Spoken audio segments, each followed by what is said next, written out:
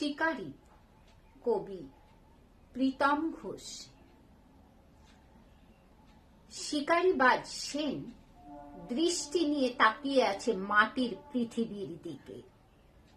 হিংস্রতার থাবা, দাঁত নখ চরম ধারালো ও বিষাক্ত, কখনো ক্রূর, কখনো খল, কখনো অট্ট হাসিতে বিদ্রুপ করে জীবকুলের চলাচলকে। শূন্যের ভেতর সহস্র শূন্য দিয়ে ভরা জীবনের বেহিসেবি পাটিগণিত, গোলমেলে সংখ্যা তত্ত্ব। শিকারী বাজের বিষাক্ত থাবা শরীরকে শীতল করে দেয়। রিগর মর্টিস দেখা দেয় যত্ন লালিত অঙ্গ প্রত্যঙ্গে। মুখ মুখোশ দিয়ে সাজানো, মায়া মস্করা দিয়ে ঘেরা এক পরিচয়হীন সত্তার গপ্প শোনা যায়। মান ও হুঁশের যোগ ফলে গড়ে ওঠা দ্বিপদের দল জীবনের রণক্ষেত্রে লড়ে যায় তবু। হয়তোবা বোধহীন তাই।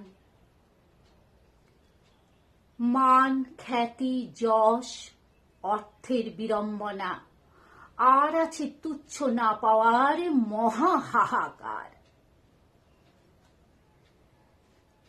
শূন্য সে শ্মশানের দাও দাও চিতা, কফিন বন্দি দেহ সাদা কাপড়ের নিচে, কিংবা ভেন্টিলেশনের অকাল অভিশপ্ত দীপাবলি। উপযুক্ত শিকার ক্ষেত্র সব মাংসাশী বাজের।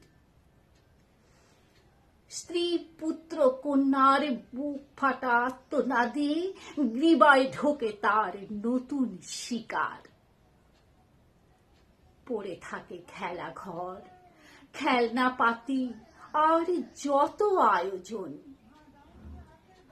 অট্টহাস্যে বাজ পাখি মাথা গোনে মহাবোম থেকে, কটা আছে শিকারের আর বাকি তার।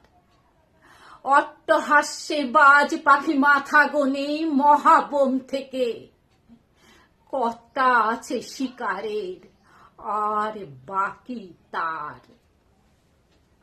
নমস্কার।